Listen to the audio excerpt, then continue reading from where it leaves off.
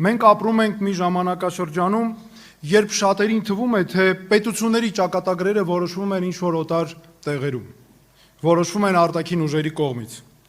Եվ այնպես է ստացվել, որ Հայաստանի շուրջ նույնպես ձևավորվել են այդպիսի ընկալումներ, ու այդպես մեզ փորձ են անում կանգնեցնել հենց այդպիսի ընտրության առաջ։ Բայց սա ընտրություն չէ, որ ժողովուրդն ինքն իր համար կարող է անել սեփական պետության համար։ Մոսկվայից մեզ ասում են, որ ուզում են մեր երկրի խորհրդարանի ընտրություններում տեսնել իրենց նախընտրած ուժերին։ Բաքվից ասում են, որ ուզում են հաղթի այս գործող իշխանությունը։ Բրյուսելն ունի իր նախընտրությունները եւ պատկերացումները, ու ոչ ոք դրանից չի ամաչում։ Ոչ ոք մեզ չի հարցնում, ինչ ենք մենք ուզում։ Երբ տարբեր մայրաքաղաքներից փորձում են միջամտել ու որոշել, թե Հայաստանի խորհրդարանական ընտրություններում ով պետք է հաղթի, դա նշանակում է, որ մեզ չեն ուզում այլևս ընկալել որպես լիարժեք պետություն։ Դա նշանակում է, որ մեզ սա ուղի է, որ տանում է մեզ կախվածության, եւ հետո որևէ արտաքին ուժ էլ կարող է զոհաբերել հանուն իր շահերի։ Հայաստանի ընտրությունները չեն կարող լինել օտար շահերի համար հանրաքվեի։ Սա ընտրություն չէ օտար ճամբարների միջև, սա ընտրություն է հանուն անկախ ու ինքնիշխան պետություն ունենալու։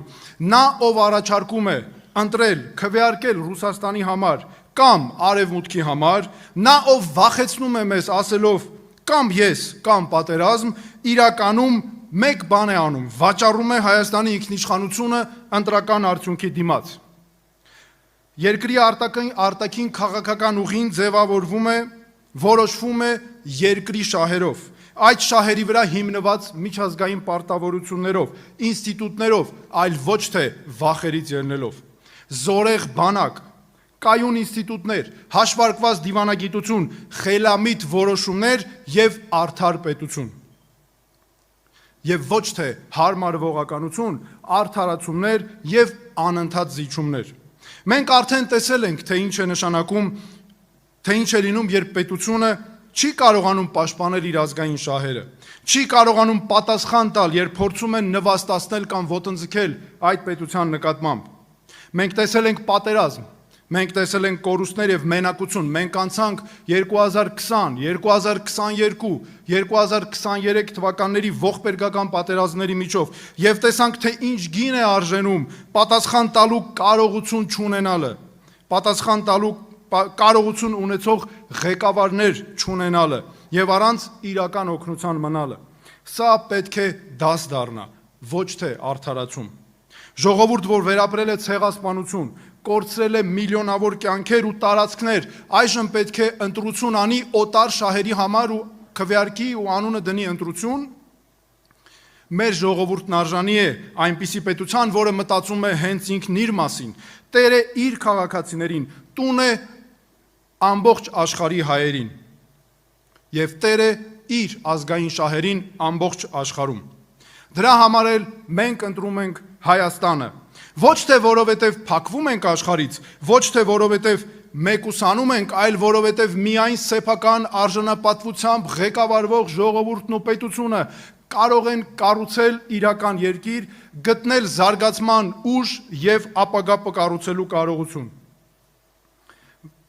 Այդպես է միայն, որ մենք կարող ենք նաև կառուցել հարաբերություններ արժանապատիվ արևելքի, արևմուտքի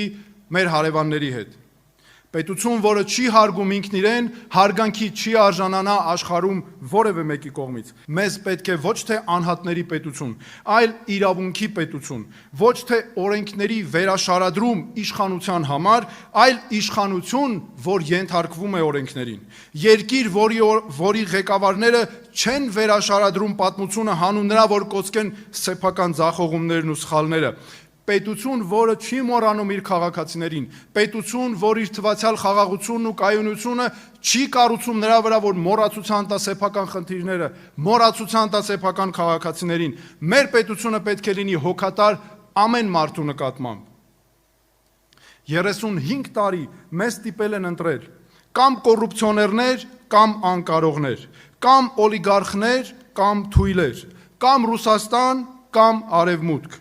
կամ անվտանգություն, կամ ժողովրդավարություն։ Մենք ասում ենք բավական է կամ կամի, Ժամանակն է սովորել ասել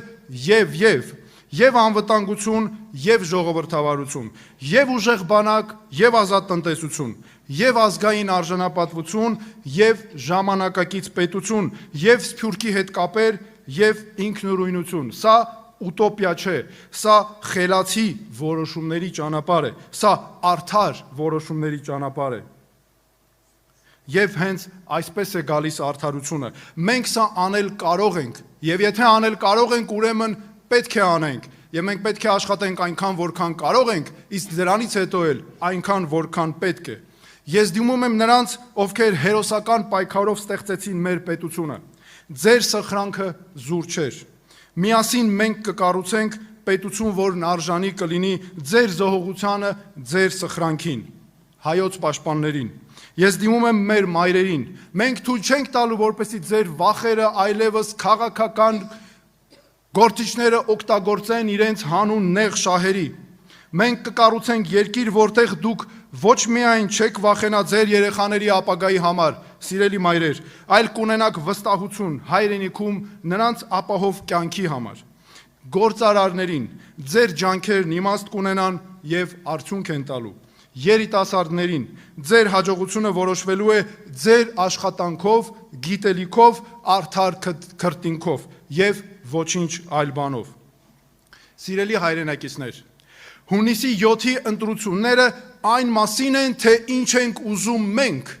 ոչ թե այն մասին, թե ինչ են ուզում ուրիշները։